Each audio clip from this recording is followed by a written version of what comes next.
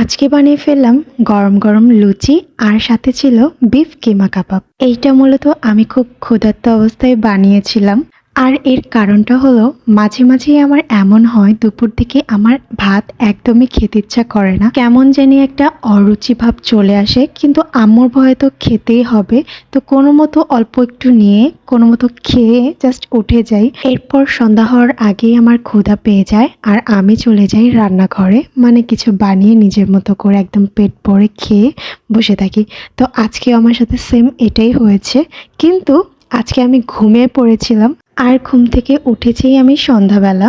তো ফ্রিজে দেখলাম অল্প একটু বিফ কিমা করা ছিল, তো ভাবলাম এটা দিয়ে কিছু বানিয়ে ফেলি। তো আমি বিফ কিমার সাথে মশলা দিয়েছিলাম টমেটো সস, সয়া সস, তারপর লবণ, আদা রসুন বাটা, জিরা ধইনা, তারপর হচ্ছে দারচিনি এলাচ আর হচ্ছে গোলমরিচের গুঁড়ো আর ধনিয়া পাতা আর কাঁচামরিচ দিয়েছিলাম।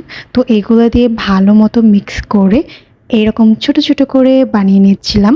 তো ওইগুলো আমি একটু রেস্টে রেখে এরই মধ্যে আমি ময়দাটা মথে রেখেছিলাম, মানে ওইটা আমি আগেই করেছিলাম, তারপর ওইটাও আমি রেস্টে রেখেছি।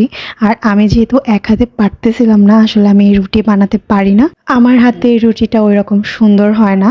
তো আম্মুই বলতেছিল যে আমি লুচিগুলো বানিয়ে দিই আর তুমি এক সাইডে ওইগুলো ফ্রাই করে নাও। তো ওইগুলো আমি সুন্দর করে প্রথমে হালকা আঁচে ভেজেছিলাম, তারপর একদম কড়া একটা আঁচে ভেজেছি যাতে করে একটু পুড়ে যায়, মানে পুরো একটা ফ্লেভার আসলে ওইটাতে আরও ভালো লাগে। আর প্রথমে আমি হালকা আঁচে ভেজে নিয়েছিলাম এর জন্য যাতে ভিতরটা একদম জুসি থাকে, উপরটা পুড়ে গেলে সমস্যা নাই। তো আম্মু লুচিগুলো বানিয়ে দিয়ে গেছিলো আর আমি সেটা ভেজে নিলাম। আর এই তো রেডি। আর একটু শসাও কেটে নিয়েছিলাম, এত এত ভালো লাগতেছিল, মানে গরম গরম লুচির সাথে এই কাবাবগুলা। যাই হোক, যদি ভিডিওটা ভালো লাগে তো অবশ্যই বাসায় ট্রাই করে দেখবেন, এইটার টেস্ট কিন্তু অনেক মজা।